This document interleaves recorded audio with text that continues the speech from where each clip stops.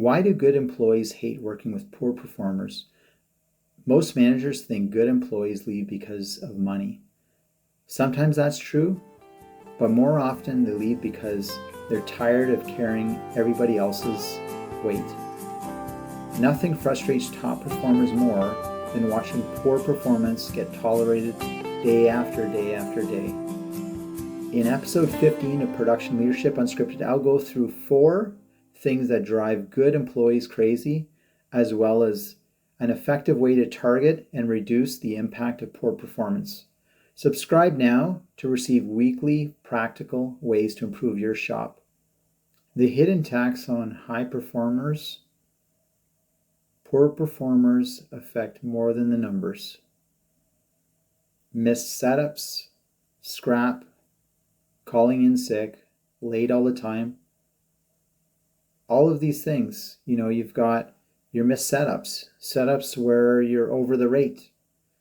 Who comes in and solves these problems? The high performer. Those are the people that you go to as a shop floor leader. You go to them to fix those setups. You got high scrap. When somebody's not paying attention, or let's say a lot of non-conforming parts. You've got to bring those over to another department, or you've got to get a high performer, someone who's knowledgeable, to fix those issues.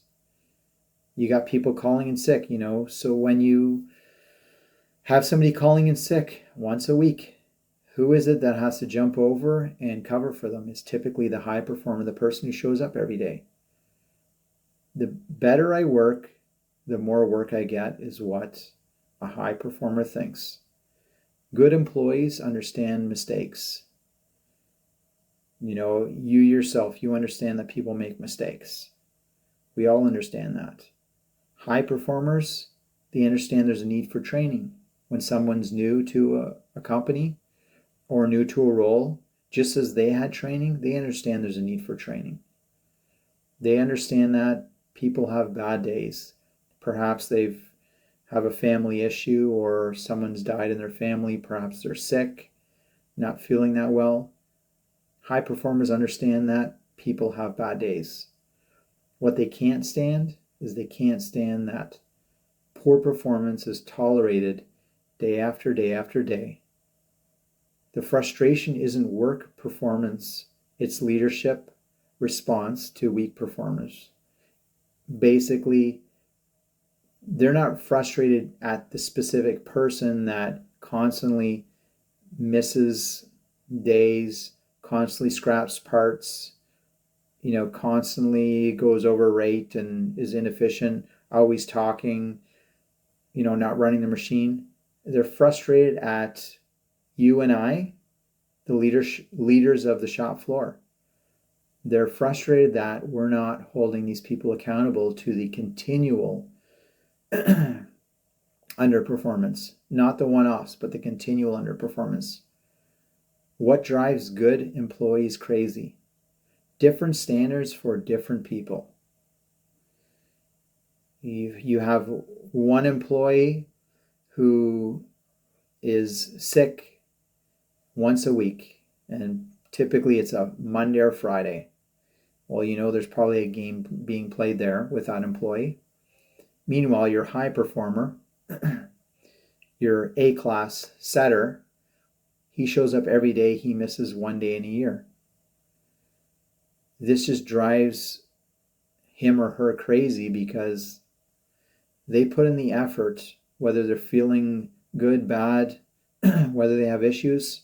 They're coming to work because they know that they're required to hit shipments, to hit good quality, to meet the company commitments, to meet the sales targets. But the frustration comes when these other people are not acted on. And arriving late repeatedly shows performance doesn't matter to that high performer. Shows that who cares if I show up late, because that person didn't show up late. So having different standards for different people is a good way to frustrate and make your high performers go crazy. Number two, the same problems keep happening. You have an employee on the weekend shift who somehow seems to crash the machine on a Saturday at the start of the weekend shift. The machine sits for the whole weekend. You come in on Monday and your high performer has to go fix the issue. Not only fix the issue, but then they're asked to work overtime the next weekend because the previous weekend was lost in production. These types of things continue to happen, and it causes issues. Poor setup, poor documentation, quality escapes, all of these things continually happening by the same small group of people are going to make your high performers go crazy. Same employees create the same problems month after month. Nobody addresses it. And then they get to the point and they ask themselves, why am I working so hard if nobody else has to? Why should I care if my boss doesn't care? This starts creating disengagement from your critical employees, the people that are making the operation run. If you didn't have those people, you would not be hitting the sales, you would not be hitting the quality targets, the on-time delivery targets, your efficiency targets. You would not be hitting any of those. Your operation would flop and begin to lose money, and you would be more involved on the shop floor trying to figure things out. Number three, high performers get punished when the machine goes down. Because who's called over when the machine goes down because somebody crashed it? Your high performer. Customer order is late. Who do you call? You call your high performer. A difficult job arrives. Your best employee, your high performers. They ask this question. Being dependable means more responsibility. And what's the point if you're going to get the same monetary value? Why not just not be dependable, and then you don't get as much responsibility and you get the same pay and you get to go home and you don't have to do overtime? Number four, poor attitudes are always allowed to spread. I'm sure you have toxic people in your operation. There's always 2 or 3 people that are extremely toxic within an organization and difficult to get out of an organization sometimes.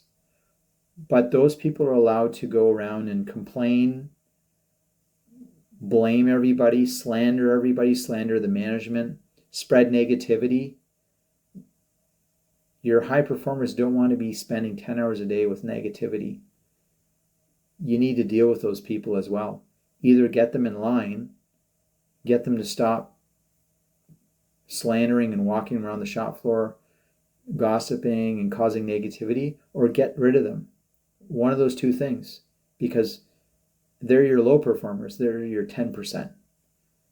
Sometimes they're a high performer, but a lot of the time they're just a waste, and they're wasting everybody else's time. They're dragging your productivity down. You need to address them. What good employees want is fairness. They want accountability. They want standards. They want everybody pulling in the same direction. All 100 people pulling in the same direction. They understand people make mistakes. People have bad days. All of those things. But overall, they want everybody pulling the same. Just like in my previous video, here's the most important part of the video. The call to action. Spend 1 hour tomorrow. Create an employee list, similar to what we did on the last video.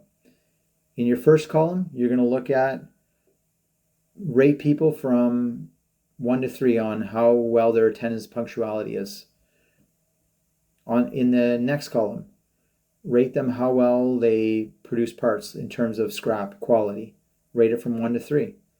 The next column, efficiency. How typically efficient are they? Are they always talking to people, dragging other people down? Rate it from 1 to 3. The next column, negative attitudes, toxicity, rate them. And finally, housekeeping, because people don't like to clean up for others. How good are they at housekeeping?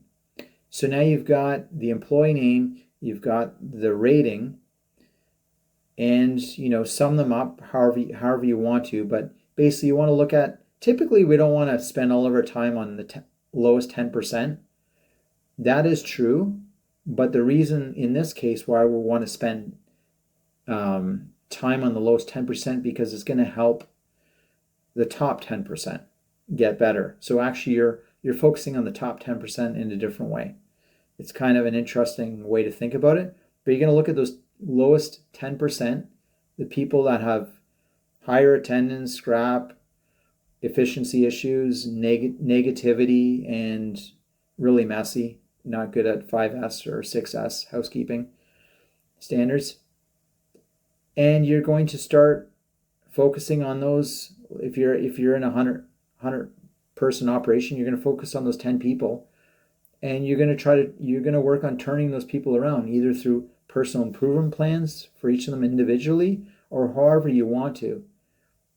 So by focusing on those 10 people, you could potentially bring your whole organization up, because when you get through with those 10 people, some of them might no longer be there.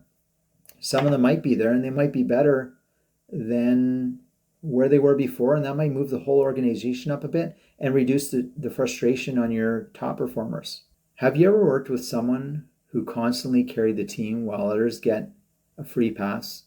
Tell me about it in the comments.